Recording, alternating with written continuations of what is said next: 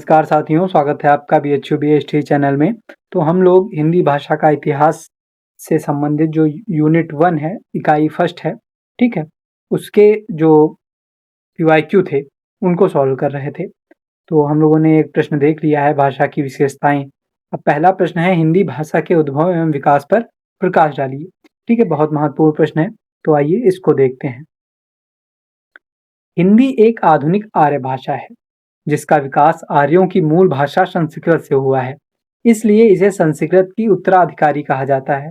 भारतीय आर्य भाषा के विकास को प्रायः 3 चरणों में विभक्त किया जाता है। कौन-कौन से हैं? प्राचीन आर्य भाषाएं। इनका समय लगभग 2000 ईसा पूर्व से 500 ईसा पूर्व तक माना गया है। इसके अंतर्गत 2 स्थितियां शामिल हैं। एक है वैदिक संस्कृत 2000 से 1000 ईसा पूर्व तथा दूसरी है लौकिक संस्कृत 1000 ईसा पूर्व से 500 ईसा पूर्व। ये पहली स्थिति हो जाएगी। फिर दूसरी है मध्यकालीन आर्य भाषाएं। इनका काल 500 ईसा पूर्व से 1000 ईस्वी तक स्वीकार किया गया है। इस भाग के अंतर्गत 4 चरण मिलते हैं। पहला पाली है, जो 500 ईसा पूर्व से ईस्वी सन के आरंभ तक। फिर दूसरा है प्राकृत, ईस्वी सन के आरंभ से 500 ईस्वी तक। तीसरा है अपभ्रंश तथा अवहट्ट। ठीक है, इस अवहट्ट को लेकर काफी विवाद है, इसीलिए इन दोनों को सामान्यतः एक मान लिया जाता है। अपभ्रंश तथा अवहट्ट 500 ईस्वी से 1100 ईस्वी तक। तो ये हो जाएगा मध्यकालीन आर्य भाषाएं। फिर है आधुनिक आर्य भाषाएं। इनका समय लगभग 1100 ईस्वी से अभी तक माना जाता है। इनमें हिंदी, बांग्ला, उड़िया, असमी, मराठी, गुजराती, पंजाबी तथा सिंधी जैसी भाषाएं शामिल हैं। ठीक है, तो ये हो जाएगा। अब हमें चूंकि आर्य भाषाओं में से हिंदी के उद्भव एवं विकास की बात करनी है। ठीक है, तो ये प्रारंभ तो संस्कृत से ही हुआ होगा। जब उसमें बदलाव हुआ होगा तब पाली बनी होगी, फिर प्राकृत, फिर अपभ्रंश, फिर पुरानी हिंदी बनी होगी ना। ठीक है, तो वैसे ही हमें धीरे धीरे पूरा ब्यौरा देना पड़ेगा कैसे उसका विकास होता गया। उपरोक्त विवेचन से स्पष्ट है कि हिंदी एक आधुनिक आर्य भाषा है, जिसका विकास मूलतः प्राचीन आर्य भाषा संस्कृत से हुआ है। वैदिक संस्कृत ही कालांतर में लौकिक संस्कृत और फिर पाली, प्राकृत, अपभ्रंश में परिमार्जित होती गई और फिर अंत में पुरानी हिंदी के रूप में हमारे समक्ष आई। पाली भारत की प्रथम देश भाषा है, जिसे पुरानी प्राकृत भी कहते हैं। मध्यकालीन आर्य भाषा की दूसरी अवस्था का नाम प्राकृत है। भाषा वैज्ञानिकों ने इसके 5 भेद किए हैं: सौरसेनी प्राकृत, पैसाची प्राकृत, महाराष्ट्रीय प्राकृत, अर्धमागधी प्राकृत, मागधी प्राकृत। ठीक है, तो ये उसके बहुत सारे प्रकार हैं। 1000 ईस्वी के आसपास भारतीय आर्य भाषा का पूर्ण विकास अपभ्रंश भाषा के रूप में देखा जाता है। यह मध्यकालीन आर्य भाषा की तीसरी और चरम अवस्था है। कुछ लोगों ने इसके उत्तरवर्ती रूप को अवहट्ट कहकर संबोधित किया है। विद्यापति ने कीर्तलता में लिखा भी है कि देसिल बाना सब्जन मिठा ते तैसन जपहूं अवहट्टा। तो ऐसे करके आप 1-2 पंक्तियां लिख देंगे, तब तो फिर आपका उत्तर और अच्छा बन जाएगा। कालांतर में कुछ भाषा विद्वानों ने इसे पुरानी हिंदी भी कहकर संबोधित किया। पंडित चंद्रधर शर्मा गुलेरी ने अपभ्रंश के उत्तरवर्ती रूप अवहट्ट को ही पुरानी हिंदी कहा है। वास्तव में आज की हिंदी भाषा का जन्म इसी मध्य देश में संस्कृत, प्राकृत और अपभ्रंश भाषाओं के योग से हुआ है। तो कैसे प्राचीन भारतीय आर्य भाषाओं से आधुनिक भारतीय आर्य भाषा में हिंदी बनी, उसका हम लोगों ने संक्षिप्त रूप से यहाँ जान लिया है। ठीक है, अब आगे देखते हैं। उत्तर भारत में अपभ्रंश के 7 भेद प्रचलित थे, जिनसे भिन्न भिन्न आधुनिक भारतीय आर्य भाषाओं का जन्म हुआ। यह भेद और उनसे विकसित आधुनिक भारतीय आर्य भाषाओं की रूपरेखा कुछ इस प्रकार है। ठीक है, ये अपभ्रंश हैं। जैसे प्राकृत के कई सारे भेद थे, वैसे ही अपभ्रंश के भी कई भेद हैं, जैसे सौरसेनी अपभ्रंश। अब सौरसेनी अपभ्रंश जो है, अपभ्रंश से ही हिंदी का विकास हुआ है। तो सौरसेनी अपभ्रंश से ही पश्चिमी हिंदी, राजस्थानी और गुजराती इसका विकास हुआ है। पैसाची अपभ्रंश से लहंदा और पंजाबी का विकास हुआ है।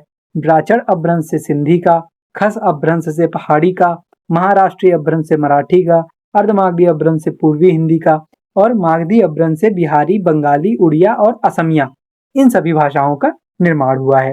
संस्कृत व हिंदी के संपर्क सूत्र को स्थापित करने वाली भाषिक स्थितियों को हम मध्यकालीन आर्य भाषा कहते हैं।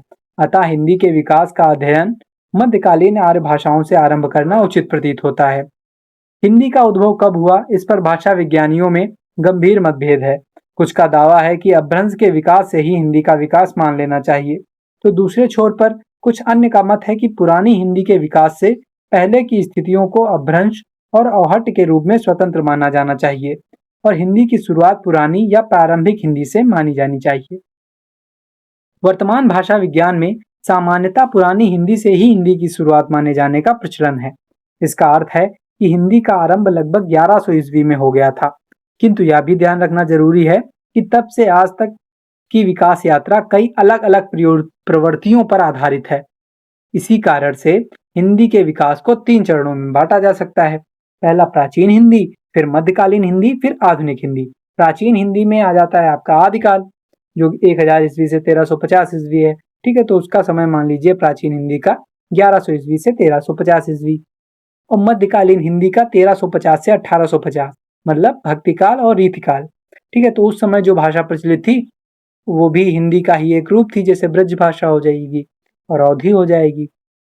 आधुनिक हिंदी में खड़ी बोली आ जाती है 1850 से अभी तक। ठीक है, तो अब कैसे विकास होता गया इसको हम 3 चरणों में देख सकते हैं। जैसे प्राचीन हिंदी। प्राचीन हिंदी पुरानी हिंदी तथा आरंभिक हिंदी शब्द कुछ विवादों के बावजूद प्रायः समानार्थी शब्दों के रूप में स्वीकार कर लिए गए हैं। इस काल में हिंदी का कोई निश्चित स्वरूप तो नहीं मिलता, लेकिन हिंदी की बोलियों के स्वतंत्र विकास की पूर्व पीठिका जरूर दिखाई देती है। इस काल में हिंदी भाषा अपभ्रंश के केंचुल को धीरे धीरे छोड़कर हिंदी की बोलियों के रूप में विकसित हो रही थी। मध्यकालीन हिंदी। मध्यकालीन हिंदी उस समय की भाषा है जब पहली बार हिंदी की बोलियां स्वतंत्र रूप से साहित्य के क्षेत्र में प्रयुक्त होने लगी थी।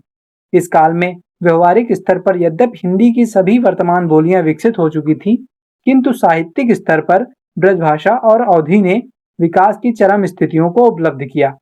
इस युग में खड़ी बोली साहित्य के केंद्र में तो नहीं आ सकी, किंतु वह साहित्यिक कृतियों में किसी न किसी रूप में प्रायः व्यक्त होती रही है। अब आधुनिक हिंदी देखते हैं। हिंदी का आधुनिक काल हिंदी भाषा का ही नहीं, हिंदी साहित्य का भी आधुनिक काल है। इस काल में हिंदी के स्वरूप में पहले के सभी कालों की तुलना में अधिक तीव्रता के साथ परिवर्तन होना शुरू हुआ है। सबसे पहले 19वीं सदी में खड़ी बोली साहित्यिक भाषा के रूप में स्थापित हुई। उसके बाद हिंदी राष्ट्रीय स्वाधीनता संग्राम की संपर्क भाषा बनकर राष्ट्रभाषा के पद पर आसीन हुई। आजादी मिलने के बाद उसे कुछ सीमाओं के साथ राजभाषा का पद भी मिला। फिर भारत सरकार के सहयोग से हिंदी भाषा और देवनागरी लिपि को मानकीकृत बनाने के प्रयास किए गए तथा पिछले कुछ वर्षों में वैज्ञानिक तथा तकनीकी विकास जैसे कंप्यूटरीकरण आदि के संदर्भ में हिंदी को विकसित करने के प्रयास भी किए गए। तो इस प्रकार से कैसे तीनों कालों में हिंदी का विकास हुआ ये हम लोगों ने देखा। निष्कर्ष हम लोग लिख देंगे कि उपर्युक्त विवेचन से यह स्पष्ट होता है कि आज हिंदी जिस स्वरूप में विद्यमान है उसका मूल संस्कृत, पाली, प्राकृत और अपभ्रंश भाषा में सुरक्षित है। हिंदी इन्हीं भाषाओं में अंतर्भुक्त होकर लक्षित अलक्षित रूप में, मतलब कभी कभी दिखाई दी कभी कभी नहीं दिखाई दी, रूप में सनय सनय धीरे धीरे विकसित होती रही। इसका वर्तमान रूप आज हम सबके सामने है। तो इस प्रकार से बहुत ही महत्वपूर्ण प्रश्न हम लोगों ने देखा और ऐसे ही आप लोग इसका उत्तर लिखिएगा। अब अगली वीडियो पे हम लोग प्राचीन भारतीय आर्य भाषाओं में वैदिक संस्कृत और लौकिक संस्कृत की बात करेंगे। उन दोनों में क्या अंतर है इस पे बात करेंगे। ठीक है, तो मिलते हैं नेक्स्ट वीडियो में। धन्यवाद।